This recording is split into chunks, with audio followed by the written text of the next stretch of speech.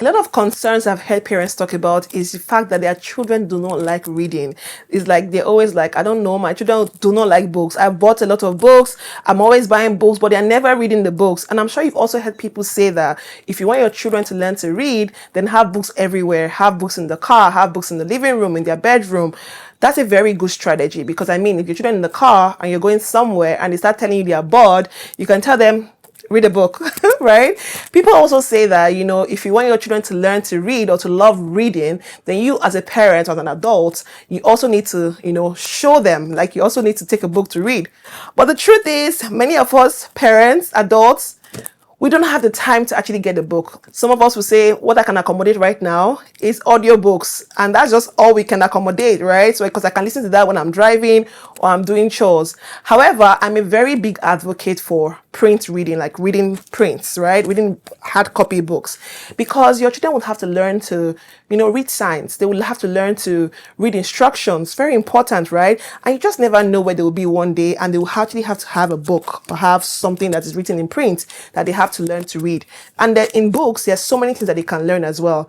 I want to share with you some strategies that I use for my children that has actually worked. The first thing that you need to really think about is what kind of books are my children interested in.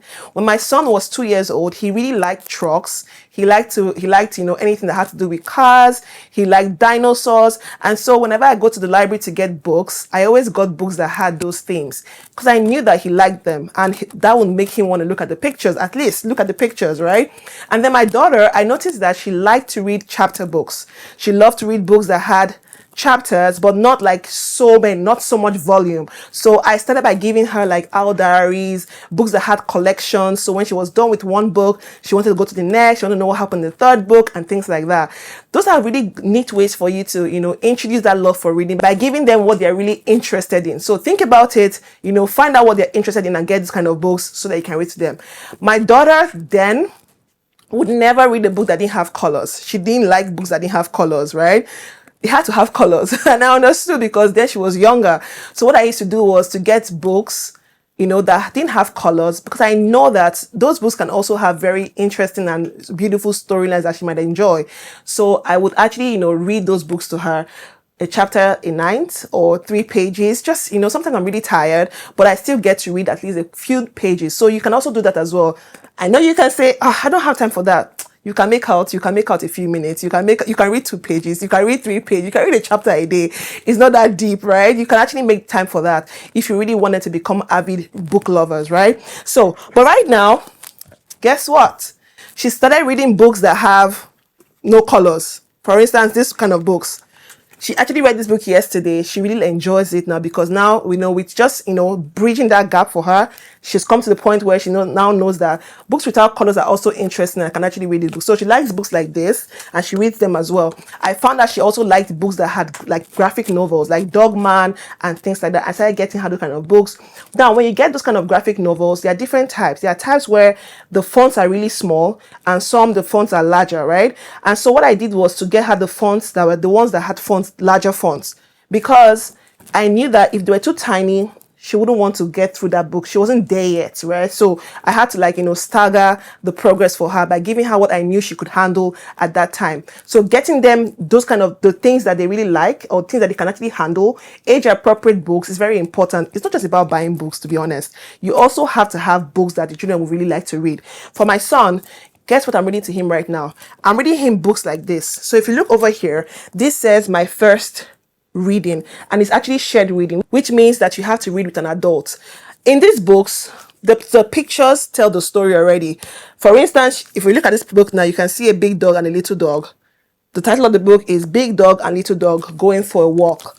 And I know that when my son picks this book or when I read it with him, just looking at the pictures alone can tell the story. So when he starts, like if he's really interested, he can pick up the book and look at the pictures. Oh, the little dog is splashing puddles. Like he can use his own words to retell the story. These are simple books that have just few words. I have pictures that also tell the story. So it's easier for them to understand.